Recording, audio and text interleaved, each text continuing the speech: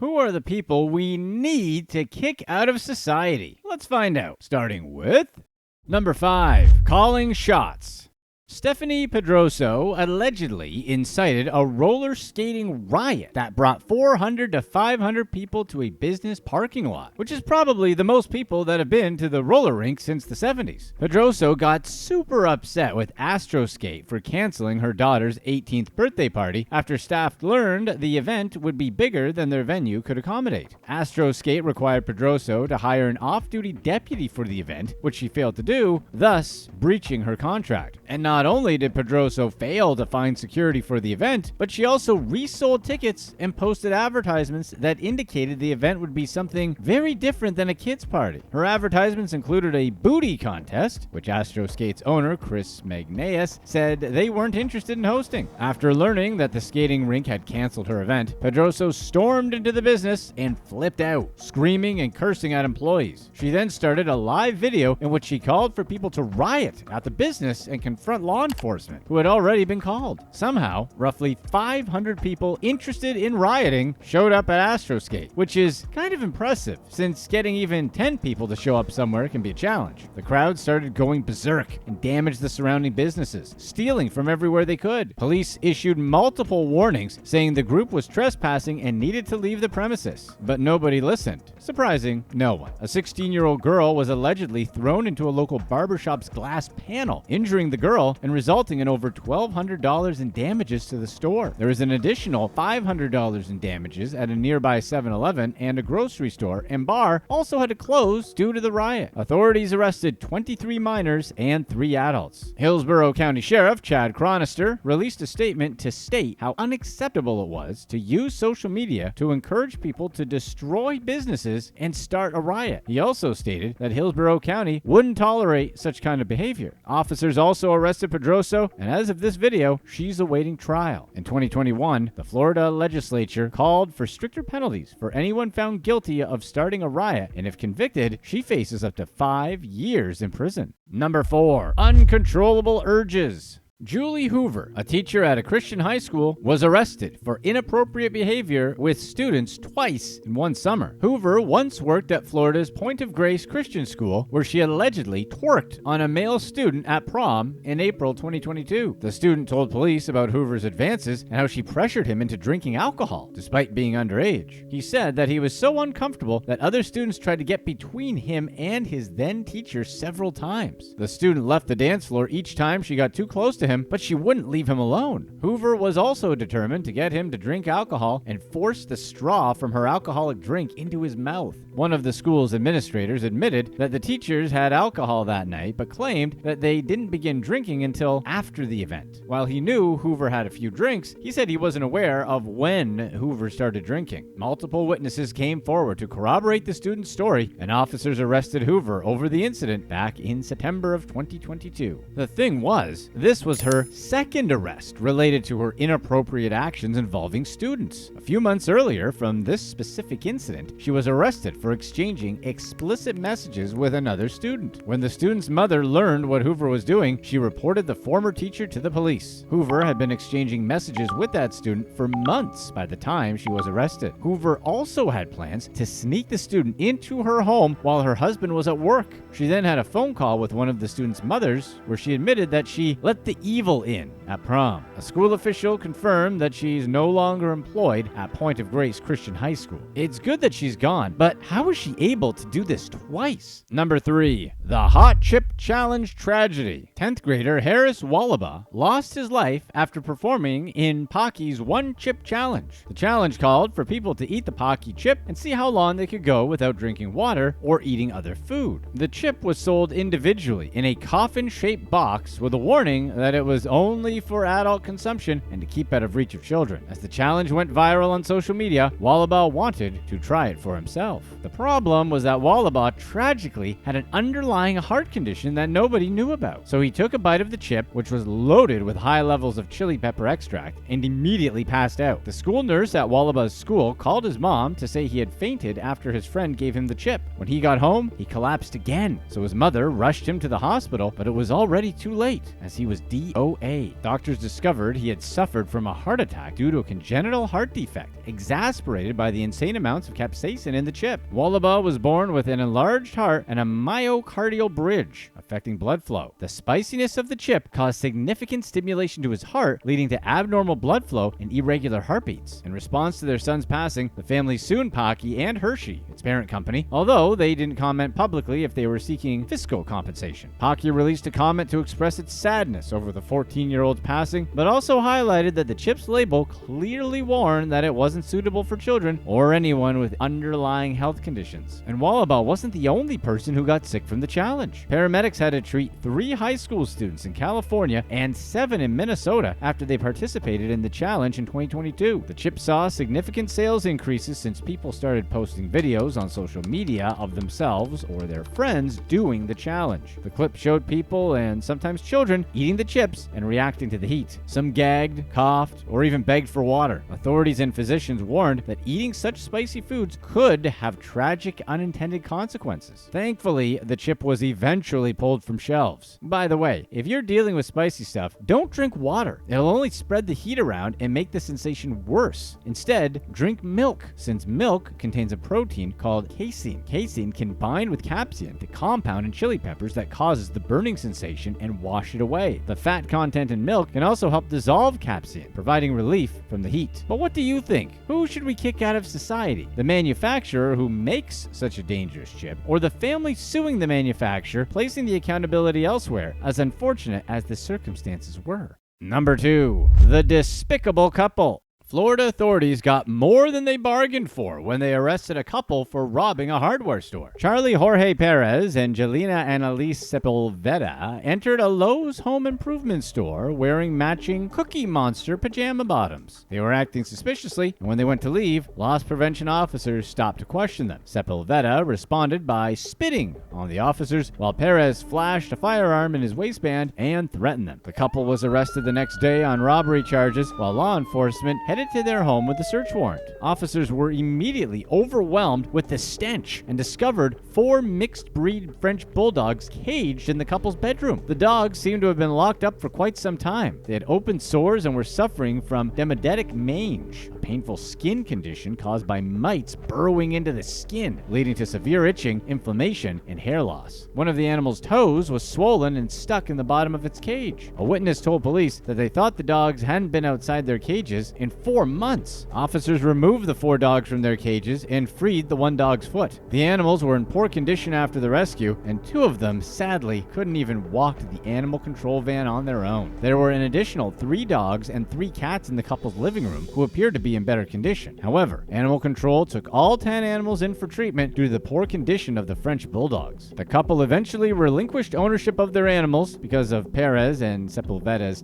terrible care. Following the search warrants, the couple received additional charges. These 2 are just terrible people who need to be kept away from everyone. If you're enjoying this video, be sure to stay right here to find out how they stole hundreds of thousands of dollars in cash. Number 1. The Vicious Beauty Queen. Miss Pennsylvania runner-up Victoria Vespico landed a job with the Girl Scouts of America despite sending threats and nasty texts to her rival, Robin Cass Gurgey. Vespico sent such vicious threats to Cass Gurgey that a Superior Court judge in Washington, D.C. granted Cass Gurgey an anti-stalking order against the beauty queen. Despite Judge John McCabe finding that Vespico had committed 15 acts of stalking and menacing threats, she still became a program partner coordinator at Girl Scouts. The Girl Scouts in the heart of Pennsylvania's website listed her as a point of contact for Girl Fest at Camp Archibald. The event, planned for October of 2024, would be a place for girls to immerse themselves in activities that highlighted the organization's 4 pillars: life skills, outdoors, entrepreneurship, and STEM. When Vespico was crowned Miss Lancaster County in 2023, she spoke about being a Girl Scout for over 19 years and her promise to make the world a better place. However, an investigation investigation unearthed hundreds of nasty texts she sent to Kaskurgi, which pretty clearly contradicts her promises. She made severe physical threats to Kaskurgi, her mom, her boyfriend, and her dogs. Vespico even went as far as to say she would burn her rival's house down. Kaskurgi qualified for Miss Pennsylvania after she was crowned Miss Susquehanna Valley, but she withdrew over fears for her safety. She claimed that the beauty pageant organizer had no plan to keep her safe at the Miss Pennsylvania pageant, despite the nature of the threats that Vespico was sending her. Although Kaskurgi stepped down from the competition, Vespico was still able to compete, despite the organizer's awareness that she was the subject of the anti-stalking order. She was crowned second runner-up. Apparently, local directors and the Miss America organization had already received a bunch of complaints about Vespico and the way she bullied and harassed other girls in the competition. When someone broke into Kaskurgi's Washington, D.C. apartment and car on the eve of the state title competition held in York, Pennsylvania, she decided it was time to look into pressing criminal charges against Vespico. So Kaskurgi then reached out to the Miss Pennsylvania organizers to request assurances that she would be kept safe and separated from Vespico, but never received a response. The board eventually told Kaskurgi that it was up to her and Vespico to follow the conditions in the anti-stalking order and dismissed her concerns. When she shared her concerns and the nature of the harassment with local Miss Pennsylvania directors, they also refused to believe that Vespico was capable of sending the messages and told Kaskurgi not to talk about it. So while Kaskurgi had enough evidence to convince a court that her safety was at risk, the directors somehow still struggled to believe her story. Vespico's messages included comments about how she was better than Kaskurgi and that nobody would protect her because they wouldn't believe her if she tried to say anything. Kaskurgi ultimately decided to share her story because a change needed to be made. 16 other girls came to her with similar stories about Vespico, but nothing ever came of it. She also accused the organization of victim blaming when she came forward, which it sounds like they did. The Miss America organization made a statement implying that Kaskurgi withdrew from the competition because she couldn't provide proof that she was a Pennsylvania resident. It also said that a Washington, D.C. judge ruled that Vespico and Kaskurgi were eligible to compete and that the national office went to extensive efforts to ensure Kaskurgi would be safe. It's weird that the organization would be so quick to dismiss these types of complaints that have actual evidence to back them up, isn't it? There was no way Kaskurgi wasn't going to tell her side of the story, which was bound to make the pageant organizers look bad. So who do we need to kick out of society here? The crazy pageant lady that can't stop menacing everyone and should likely be nowhere near any young people she can influence, or the pageant organizers, who seem to care more about their event than the safety of its contestants? Tell us in the comments below.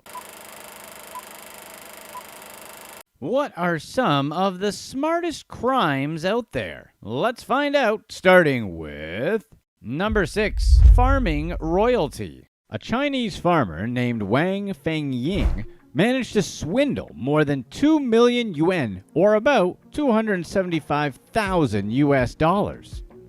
Her scheme involved posing as Princess Changping, a descendant of the Asian Jioro royal family, and she claimed to control frozen royal assets worth billions of yuan. Partnering with Yang Jianglin, another person without royal credentials, Wang concocted a plan to capitalize on her phony royal identity. Claiming to be worth 175 billion yuan, which is roughly 23 billion US dollars, she promised investors high returns if they contributed to her venture. She said the investments would unfreeze the substantial assets she supposedly managed. To make her con more convincing, Wang went as far as acquiring counterfeit American dollars and fake gold bars, complete with royal insignia and historical dates. Over a period of roughly a year and a half, the duo managed to execute this scam 13 times, raking in $290,000 in the process. However, the Fengying dynasty eventually crumbled when one victim realized they had been swindled and told the authorities. A subsequent police raid on Wang's operation revealed 41 bogus gold items and nearly 7,000 counterfeit American bills. Both Wang Fengying and Yang Jinglin faced the consequences of their actions after a trial in Jian, central China. Wang was sentenced to 13 years and 6 months in prison and fined 500,000 yuan, or $68,000, while Yang received a 12-year prison sentence with the same fine. Sounds like there's gonna be a whole lot of farming in that princess's future. Number 5. Unclaimed baggage. A Delta Airlines baggage handler, Quincy Thorpe, found himself in big trouble alongside his alleged accomplice, Emmanuel Agwo Ocon, in a high-stakes trial in New York City. The duo stands accused of orchestrating the disappearance of $300,000 in cash. The money in question was initially meant to be loaded onto a flight from JFK Airport to Miami, tucked away securely in 8 money bags. Quincy Thorpe, working in Delta's Ground Services Division, was assigned the task of loading these bags onto the aircraft. As the bags were being meticulously scanned and loaded onto the plane, Thorpe was allegedly captured on surveillance cameras diverting one of the money bags from the armored car into a white van, deviating from the intended flight path. He then drove the van to meet with Emmanuel Ocon on the public side of the airport. Authorities got wind of their little caper, and when they got their hands on Ocon's car, they hit the jackpot. Inside, they found receipts from the armored car company and Delta cargo tags, solid evidence that pointed straight at Quincy and Ocon. In the end, both Quincy Thorpe and Emmanuel Ocon were arrested and faced charges that could land them in prison for up to 10 years. But despite all the investigating, no one has any clue where the money disappeared to. Quincy's lawyer played the scapegoat card, claiming his client was just taking the fall for a massive security blunder. They tried to pin the heist on someone else entirely, a guy named Jeremy Hollingsworth, who's supposed to spill the beans on the whole operation during the trial. With no concrete proof pointing fingers directly at Quincy, this trial is shaping up to be a real nail-biter. At the time of this video, the trial is yet to start, so keep your eyes peeled because we're all waiting to see whether Quincy and Ocon are going to walk out as free men or find themselves behind bars. Number 4. Psychics aren't real? In Ohio, a self-proclaimed psychic, as if there's any other kind, by the name of Gina B. Miller, didn't just tell fortunes, she allegedly manipulated people into financing her lavish lifestyle. Imagine you're walking down the street when a well-dressed woman approaches you with an air of mystery and confidence. She tells you she's a psychic, and she sees something troubling in your future. But what if I told you that this seemingly mystical encounter could lead to something far more sinister than a few goosebumps? It all started when Miller managed to convince clients that their lives were in grave danger, that only she could save them from their fates. She would spin tales of impending doom, claiming that clients and their families faced the possibility of harm unless they paid up. One client was told that her grandson's life hung in the balance and could only be saved if Miller was to buy a Cadillac. Another was made to believe that her beloved horses' lives were on the line unless she forked over some cash. And yet another was informed that her house was at risk of going up in flames. Miller accepted a variety of extravagant items as payment. Rolex watches, diamond rings, cell phones, cars, you name it. She knew how to target her clients' vulnerabilities and get them to part with their possessions willingly. Her operation lasted nearly 15 years, operating under the guise of Gina's Psychic Studio in Mentor, Ohio. A client eventually grew suspicious and reported Miller's activities to the authorities. That's when the Ohio Bureau of Criminal Investigation stepped in and an agent went undercover. In the end, Miller's attorney argued for leniency, painting a picture of her as the primary caregiver for 2 teenage sons, one of whom had a mental illness. However, the judge was having none of it. He handed down the maximum sentence for a second-degree felony, 8 years behind bars. This is a pretty clever scam, and to be honest, even the most skeptical among us are going to be like, what? And you'd have to think a little, right? And how do you think Miller managed to find her clients in the first place? Did she have a secret crystal ball that led her to vulnerable targets, or was it all just a matter of chance encounters on the street? Number 3. Charlatan Psychic. Another psychic, Cynthia Burt, also known as Sabrina Burt or Sable, found herself in hot water facing a slew of legal troubles. Burt was arrested and charged with a whopping 10 counts of fraud after ripping off 10 people for over $72,000. The strange saga began to unfold over the course of a year as reports of eerily similar incidents poured in from the Sable Psychic Studio, the business Burt operated. It's alleged that during this time, Burt managed to defraud no less than 10 people in Alberta, Canada, and there are concerns that there may be more victims in Ontario. The grand total of the alleged fraud? An eye-popping $72,500, with one unfortunate soul claiming losses amounting to $20,250. Bert's alleged scam involved convincing her clients that they needed a special crystal to cleanse them of negative energy. However, to obtain this mystical rock, clients had to dig deep into their wallets, coughing up thousands of dollars. Mystical rocks are expensive, you know. Bert promised these clients that they'd get their money back once the crystal procedure was complete. Spoiler alert, the procedure never happened and the refunds remained elusive. Now let's pause for a moment and ponder this. Shouldn't all psychic services be labeled as potential scams? After all, the very essence of psychic work revolves around predictions, energies, and the unknown. It's not illegal to offer palm reading or psychic services, but it is illegal to scam people. So where do we draw the line between a legitimate psychic service and a fraudulent one? As this case unfolds, one thing is clear. It's essential to separate the genuine from the scams when exploring the world of psychics. In a realm where belief and skepticism collide, common sense becomes our most potent crystal ball, helping us navigate the fine line between what's authentic and what's not, which, in the case of psychics, is always going to be not. Aren't psychics supposed to be able to tell what moves they're supposed to do to not end up getting arrested? Number 2. The Zombie House. Imagine hiring seniors to pull off a real estate scam that would put Hollywood's best con artists to shame. Well, Adder Bigby Augendieren did just that in a crazy scheme that unfolded in Brooklyn, New York. Augendieren managed to steal 6 properties across the borough, including a 10-bedroom mansion built in 1868, by making a bunch of zombies. Not literally, of course, since that whole ordeal hasn't started yet, but he hired seniors to pose as deceased property owners. Some of these owners had been deceased for up to 15 years. To pull off this real estate heist, Augendieren forged driver's license, created aliases, and set up corporate alter egos. He even dabbled in forgery and identity theft, using personal information to support his con. One of his more heinous moves was transferring ownership of a mansion overlooking Fort Greene Park to a corporation he controlled. The house had belonged to a man who had passed away, but his elderly sister still resided there, until Augendieren decided to try and steal it. And Augendieren didn't stop there. He continued his spree, taking controls of buildings in neighborhoods like Crown Heights, Belford-Stuyvesant, and East New York. Most of these properties were vacant, though some still had tenants living inside. The scheme unraveled when the elderly woman living in the Fort Greene mansion received an eviction notice.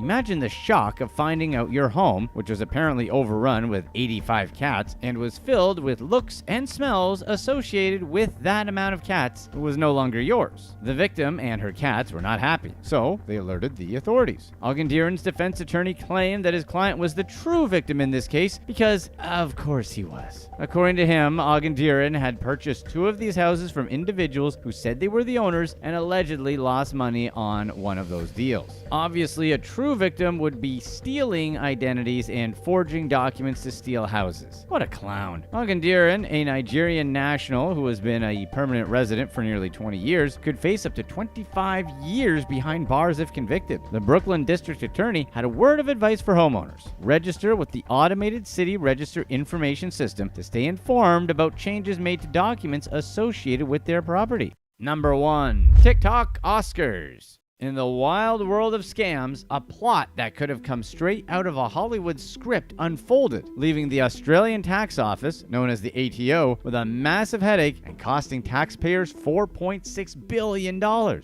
scam, which began circulating on TikTok, promised individuals a seemingly effortless way to make a quick buck by exploiting the goods and services tax, known as the GST system in Australia. GST is a value-added tax levied on most goods and services consumed in the country. The scammers encouraged people to create fake businesses. This involved obtaining an Australian business number, or ABN, and registering for GST. The ABN is a unique identifier for businesses in Australia, similar to a tax ID in the United States. After setting up their fake businesses, these fraudsters would falsely claim that they had incurred significant expenses on equipment and supplies and file business activity statements with these made-up expenses. They'd claim 10% of these imaginary expenses as GST refunds. But many of the scammers had no legitimate had expenses to claim. This meant that the ATO was effectively returning money to individuals who hadn't contributed to the GST pool in the first place. The scam spread like wildfire on TikTok, with users sharing videos and tips on how to pull off this apparent money hack.